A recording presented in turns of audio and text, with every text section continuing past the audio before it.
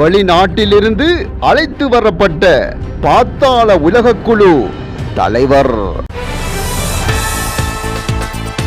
அக்குரேகொட துப்பாக்கிதாரியின் வாக்குமூலத்தில் சிக்கிய 48 கொலைகள், குழப்பத்தில் போலீசார்.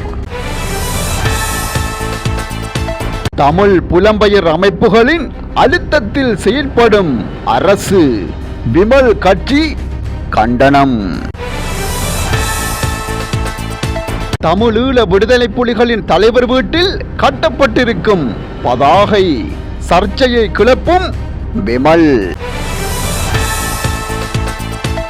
யாழில் நீண்ட காலம் மாடு கடத்தியவர் சிக்கினார்.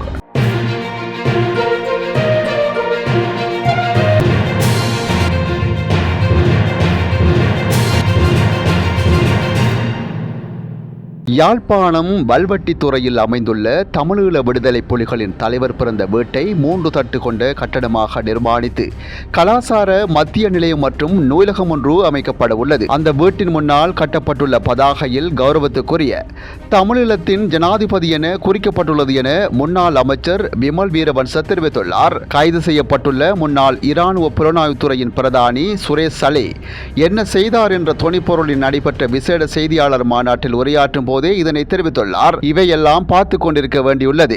யுத்தத்தில் அவயங்களை இழந்த இராணுவத்தினருக்கு இராணுவ மற்றும் போர் கட்டமைப்பில் முக்கியத்துவம் வாய்ந்த இராணுவ முகாம்களை அகற்றி வருகின்றனர். இன்று நாட்டில் பாதுகாப்பு படையை விட்டுச் செல்லுவோர் அதிகரித்துள்ளது. நாட்டில் தலைவரே பாதுகாப்பு படையின் வலிமையை குறைத்து மதிப்பிடுவதாலே பாதுகாப்பு படையை விட்டுச் செல்வோர் அதிகரித்துள்ளதாக விமல் வீரவன்ச தெரிவித்துள்ளார். அக்குரேகொடவில் வழக்கறிஞர் மற்றும் அவரது மனைவி சுட்டுக் கொல்லப்பட்ட இரட்டை கொலை தொடர்பாக கைது செய்யப்பட்ட 2வது துப்பாக்கிதாரி தொடர்பில் பல தகவல் வெளியாகியுள்ளன.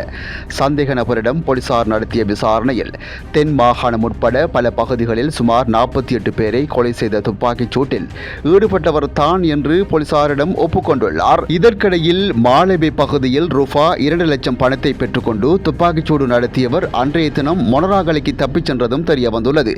இதன் பின்னர் அவர் அதிவேக நெடுஞ்சாலை வழியாக மத்தளையை அடைந்ததாகவும் கூறியிருந்தார். மொனராகலையில் நக்கல பகுதிக்கு சென்ற பிறகு அழைத்துச் செல்ல அங்கோட லொக்கா என்ற ஒழுங்கமைக்கப்பட்ட குற்றவாளியின் நண்பரான கெலும் என்ற மற்றொரு சந்தேக நபர் வந்துள்ளமையும் கண்டறியப்பட்டுள்ளது. இதன் பின்னர் துபாயில் இருந்து ஒருவர் கெலுமை அழைத்து ஒருவர் வருகிறார், அவரை பாதுகாப்பாக வைத்திருக்க வேண்டும் என்று கூறியதாகவும் தெரிய வந்துள்ளது. கரந்தனிய சுத்தா என்ற ஒழுங்கமைக்கப்பட்ட குற்றவாளியின் அறிவுறுத்தலின் பேரில் இந்த கொலைகள் நடத்தப்பட்டதாக தெரிய வந்துள்ளது. ஐயா சுத்தா என் கடவுள், நான் சுத்தாவுக்காக எதையும் செய்வேன், நான் பணத்துக்காக எதையும் செய்யவில்லை என்று சந்தேக நபர் விசாரணை அதிகாரிகளிடம் வாக்குமூலம் வழங்கியுள்ளார். துப்பாக்கிச்சூடு நடத்தியவரிடமிருந்து மேலும் வாக்குமூலங்கள் எடுக்கப்படும் என்று போலீசார் தெரிவித்துள்ளனர். பாத்தாள உலக குழு உறுப்பினரும் பாரிய அளவிலான போதைப்பொருள் கடத்தல்காரருமான பொடி லட்சுமி எனப்படும் அருள் மகந்தி ஜனித் மதுசங்க டி சில்வா இன்று அதிகாலை இந்தியாவிலிருந்து இலங்கைக்கு அழைத்து வரப்பட்டுள்ளார். அதிகாலை 5:55 மணியளவில் மும்பாயிலிருந்து வருகை தந்த ஸ்ரீலங்கன் ஏர்லைன்ஸ் UL 142 விமானம் மூலம் அவர் கட்டுநாயக்க விமான நிலையத்தை வந்தடைந்ததாக தெரிவிக்கப்பட்டுள்ளது. இதனைத் தொடர்ந்து விசேட போலீஸ் குழுவினரால் பொறுப்பேற்கப்பட்ட அவர் பலத்த பாதுகாப்புடன் மேலதிக விசாரணைகளுக்காக எல்பிட்டிய பிராந்திய குற்றப்புலனாய்வு பிரிவினரிடம் ஒப்படைக்கப்பட்டுள்ளார்.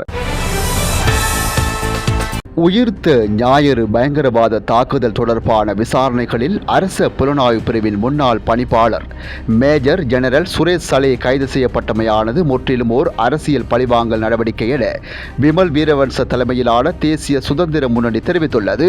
கொழும்பில் நடைபெற்ற விசேட ஊடகவியலாளர் சந்திப்பில் கலந்து கொண்டு உரையாற்றிய அக்கட்சியின் முக்கியஸ்தரும் முன்னாள் நாடாளுமன்ற உறுப்பினருமான ஜெயந்த சமரவீர இக்கருத்துக்களை வெளியிட்டுள்ளார். இந்த அரசு ஆட்சிக்கு வந்தது முதல் நாட்டை பாதுகாத்த இராணுவ வீரர்களையும் புலனாய்வு அதிகாரிகளையும் இலக்கு வைத்து செயற்பட்டு வருகிறது. ஈஸ்டர் தாக்குதலின் உண்மையான குற்றவாளிகளை கண்டறிவதற்கு பதிலாக சர்வதேச அளவில் அங்கீகாரம் பெற்ற புலனாய்வு அதிகாரியை சிறையில் அடைப்பதன் மூலம் அரசு தனது குறுகிய அரசியல் நிகழ்ச்சி நிரலை முன்னெடுத்து வருகிறது. தற்போதைய அரசு தமிழ் புலம்பெயர் அமைப்புகளின் அழுத்தங்களுக்கு பணிந்து அவர்களின் ஒப்பந்தங்களை நிறைவேற்றும் ஒரு கருவியாக மாறியிருப்பதாக அவர் தெரிவித்துள்ளார்.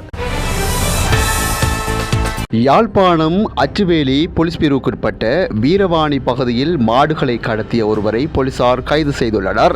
நீண்ட காலமாக மாடுகள் திருடப்பட்டு வந்த நிலையில் இன்றைய தினம் சிறிய ரக வாகனம் ஒன்றில் 9 மாடுகளை கடத்திச் சென்ற வேளை காங்கேசன்துறை பிராந்திய போலீஸ் அத்தியட்சகருக்கு கீழ் இயங்கும் காங்கேசன்துறை குற்றத்தடுப்பு பிரிவினரால் மாடுகளை கடத்தியவர் கைது செய்யப்பட்டுள்ளார். கைது செய்யப்பட்டவர் மாடுகளுடன் அச்சுவேலி போலீஸ் நிலையத்தில் ஒப்படைக்கப்பட்டுள்ள நிலையில் கைதானவர் நாளைய தினம் மல்லாகம் நீதிமன்றில் முற்படுத்தப்பட உள்ளார்.